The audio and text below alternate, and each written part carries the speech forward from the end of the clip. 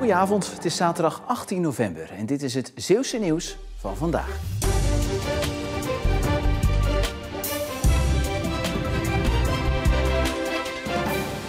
De landelijke intocht was vandaag in Gorinchem, maar Sinterklaas stapte ook op een aantal plekken in Zeeland al van boord. Zoals hier in de haven in Wemeldingen. Alles gekregen. Hartstikke fijn dat jullie allemaal gekomen zijn. Hier hebben jullie de hele week op gewacht. Hier is voor jullie Sinterklaas. Hij ging toch naar Gorinchem? Hoe zit dat nou? Dat weet ik niet. Ik weet het niet. Dat weet ik niet. Ik heb nog heel even een tussenstop kunnen maken, hier in Wemeldingen. En als dit klaar is, dan ga ik als de wielen weer gaan naar Gorinchem toe. Want daar zitten ook heel veel kinderen op mij te wachten. Maar eerst dus de intocht in Wemeldingen. Een intocht als vanouds.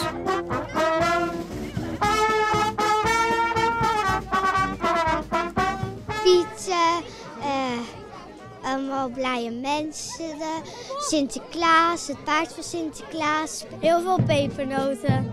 Ja, dit is geweldig, ondanks het mindere weer. Toch, ja, zo'n grote opkomst. Daar had ik echt, ja, ik stond op de boot en ik zag al die kinderen. Ja, geweldig, echt geweldig. En dan vanavond? Mijn schoen zetten.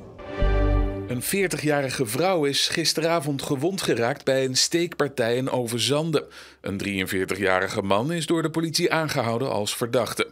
Toen de agenten arriveerden bij de woning aan de Burgemeester Andriesenstraat, werd de verdachte door 2 mannen in de keuken van de woning in bedwang gehouden. De verdachte is overgebracht naar het politiebureau en de politie doet verder onderzoek naar de zaak. Inwoners van de gemeente Borselen zijn boos op demissionair minister Rob Jetten en netbeheerder TenneT vanwege het plan voor nieuwe hoogspanningslijnen. In dit plan dat deze week gepresenteerd werd staat onder meer dat de nieuwe hoogspanningslijnen bovengronds zouden kunnen komen.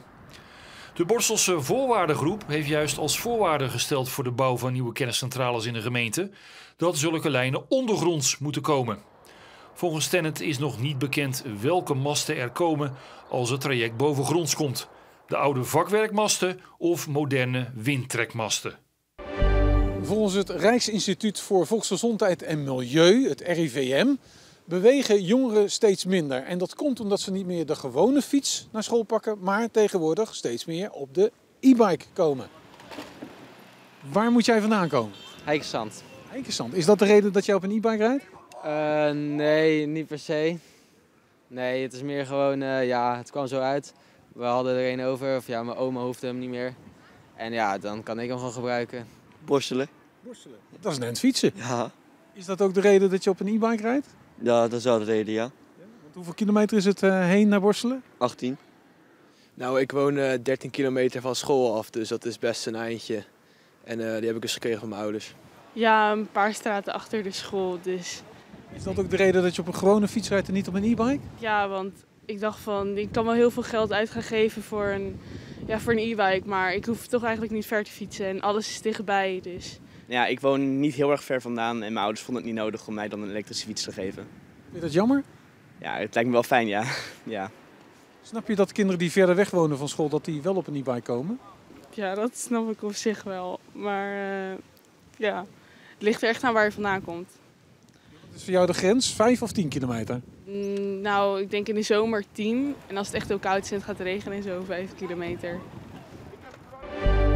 Groene Ster uit Vlissingen staat op de 11e plaats in de eredivisie zaalvoetbal en heeft tegen Berkel Enschot een zege nodig om richting de top 8 te komen. Want Groene Ster wil bij de beste 8 ploegen eindigen om zich daarmee te plaatsen voor de kampioenspool.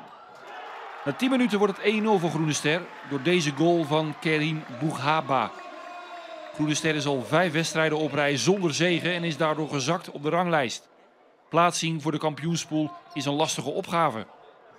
1-0 is de ruststand in Vlissingen. In de tweede helft komt Groene Ster op 2-0 door opnieuw een treffer van Kerim Boughaba. Er zijn dan 25 minuten gespeeld. 5 minuten later volgt de 3-0 door Nabil Azanagui. De wedstrijd lijkt gespeeld. Maar er komt nog een extra goal bij. 6 minuten voor tijd door keeper Kerim Benselam. Groene Ster gaat voor het eerst sinds 13 oktober, een maand geleden dus, weer eens een wedstrijd winnen.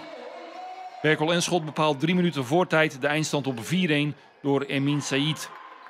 3 punten erbij voor de ploeg van trainer Hussein Bouzambou. Groene Ster pakt de laatste strohalm en mag blijven hopen op een plek bij de beste 8 ploegen van Nederland. Van het begin af aan was het vandaag een natte bedoeling door een groot front wat tot ver in de middag regen bracht. Dat was geen zware regen, dus de sport kon doorgaan, al was het wel koud. Maar voor Piet en Sint was het allemaal een stuk minder. En het was natuurlijk grijs, ook in Zeeuws-Vlaanderen, waar het al zo nat is. En er stond windkracht 5 tot 6 op de vaart. Die wind wordt niet veel meer of minder en die draait ook naar het zuidwesten. Het front van vandaag is dan weg, maar er kunnen vanavond en vannacht nog wel een paar buien achteraan komen. En het is zacht met nachttemperaturen rond 12 graden. Morgen is de ochtend redelijk met soms brede opklaringen. In de middag en avond is er meer kans op enkele buien en er kan een flinke bui bij zijn. Mogelijk met windvlagen. De temperatuur houdt zich op tussen 11 en 13 graden. Maandag is het ook redelijk wisselvallig met iets minder wind. En daarna is het 2 dagen overwegend droog met een paar mooie zonnige perioden. En tot zover en graag tot straks bij Zeeland de Week met een overzicht van het Zeeuwse nieuws van de afgelopen week.